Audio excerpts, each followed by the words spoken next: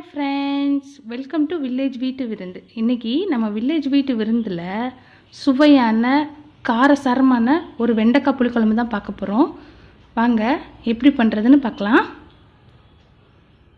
அதுக்கு ஒரு பாத்திரத்தை சூடாக்கிக்குவோம். பாத்திரம் சூடானோடனே 3 ஸ்பூன் அளவு எண்ணெய் சேர்த்துக்கிறேன். எண்ணெய் நல்லா சூடாகட்டும். இப்போது நறுக்கி வச்சுருக்க 1/4 கிலோ அளவு வெண்டைக்காயையும் நான் இதோடு சேர்த்துக்கிறேன்.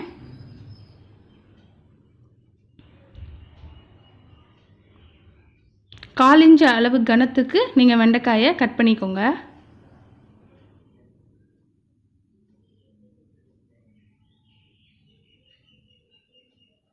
இப்போது வெண்டைக்காயோட வழுவழுப்பு தன்மை போகிற அளவுக்கு நல்லா வதக்கிக்குவோம். பாருங்கள், இப்போது அதே பாத்திரத்தில் இன்னும் கொஞ்சம் எண்ணெய் சேர்த்துக்கிறேன். எண்ணெய் சூடாயிடுச்சு. இப்போது 1/4 ஸ்பூன் அளவு கடுகு சேர்த்துருக்கேன். கடுகு நல்லா பொரியட்டும்.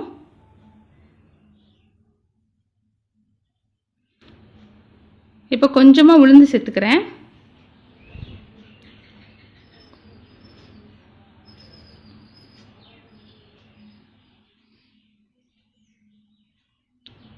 இப்போது 1/4 ஸ்பூனுக்கும் கொஞ்சம் குறைவாகவே சோம்பு சேர்த்துக்கிறேன். புளிக்குழம்புல சோம்பு சேர்க்கும் போது அதோட வாசனை ரொம்ப நல்லாயிருக்கும், அதுக்காக. இப்போது ஒரு 4-5 வெந்தயம் சேர்த்துக்கிறேன். புளி சேர்க்குற எல்லா குழம்புலையும் வெந்தயம் போட்டு தாளிச்சிங்கன்னா ரொம்ப அருமையாக இருக்கும். சேர்த்து பாருங்கள்.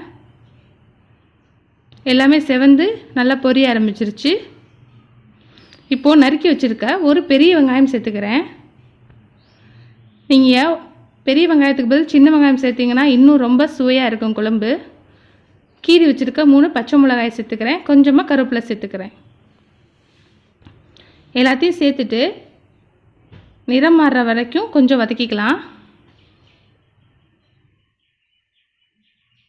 இப்போது வெங்காயம் வேகிறதுக்காக 1/4 ஸ்பூன் அளவு உப்பு சேர்த்துக்கிறேன்.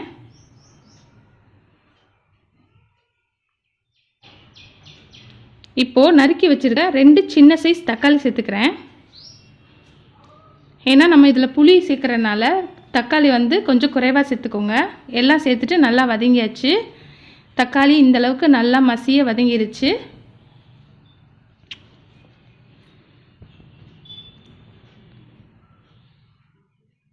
நான் ஒரு எலுமிச்சை அளவு புளி ஊற வச்சுருக்கேன். இப்போது இதில் குழம்பு மிளகாய் தூள், வீட்டில் அரைச்ச குழம்பு மிளகாய் தூள் தான் 2 ஸ்பூன் அளவு சேர்த்துக்கிறேன். ஒரு 1/4 ஸ்பூன் அளவு வெறும் மிளகாய்த்தூள், தனி மிளகாய்த்தூள் சேர்த்துக்கிறேன், ஒரு கலருக்காக. எல்லாத்தையும் சேர்த்துட்டு இந்த எண்ணெயிலே இந்த மசாலா வதங்குற அளவுக்கு நம்ம நல்லா வதக்கி கொடுக்கணும். பாருங்கள், வதங்கிருச்சு. எண்ணெய் பிரிஞ்சு வர ஆரம்பிச்சிருச்சு. இப்போது ஒரு எலுமிச்சை அளவு புளியை ஊற வச்சுருந்தோம் இல்லையா, அதை கரைச்சி இதோடு சேர்த்துக்கலாம்.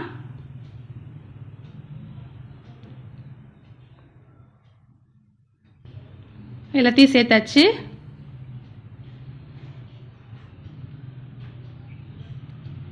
இப்போது தேவையான அளவு தண்ணியும் சேர்த்துக்கலாம். இப்போ குழம்புக்கு தேவையான அளவு உப்பு சேர்த்துக்கிறேன். உப்பு சேர்த்துட்டு ஒரு தடவை நல்லா கலந்து விட்டுட்டு கொதிக்க விடலாம். பாருங்கள், நுர கட்டி நல்லா கொதி வர ஆரம்பிச்சிருச்சு.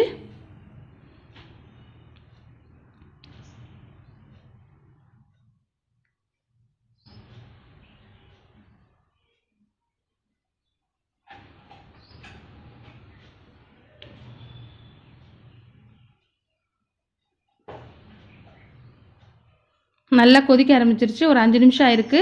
இப்போது நம்ம வதக்கி எடுத்து வச்சுருக்க வெண்டைக்காயை அதோடு சேர்த்துக்கலாம். சேர்த்துட்டு ஒரு தடவை கலந்து விட்டுக்கோங்க.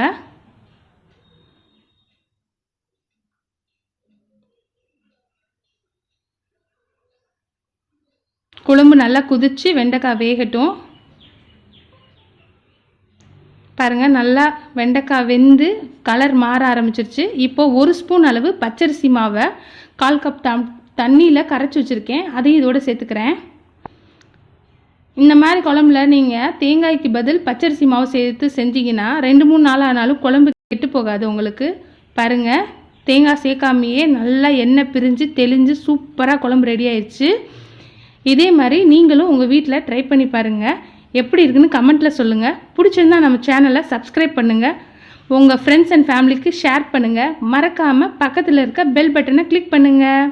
தேங்க்ஸ் ஃபார் வாட்சிங்.